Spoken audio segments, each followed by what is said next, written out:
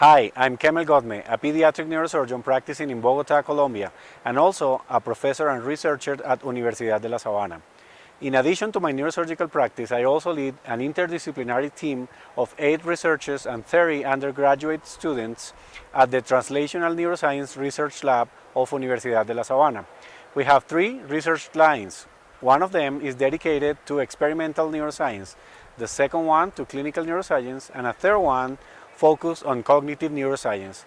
I strongly believe that translationality is the key cohesive element that can put together all of these 3 research lines. The health field in Latin American countries is in great need of quality research that addresses the problems that affect neurological and neurosurgical patients. And these problems can be addressed from the lab and then translated into clinical practice, and the other way around. Important efforts are being done in this direction. However, we face significant challenges trying to disseminate research results and to implement them in real-life scenarios in order to benefit patients or communities with scientific rigor and in a timely fashion. Currently, my team and I are working on patients with spina bifida, and my main research question is how to translate evidence from research to practice for prevention and integral management of children with spina bifida.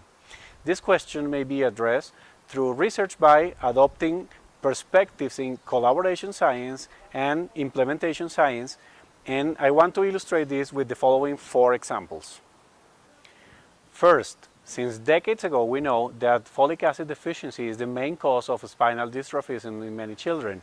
However, the application and prescription of folic acid prenatally and preconceptionally is not homogeneous among all of the countries and even on all of the centers in the same country.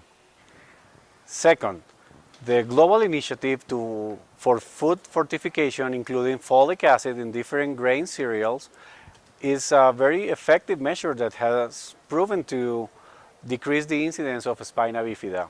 However, the implementation of this initiative has faced significant barriers, most of them cultural or financial.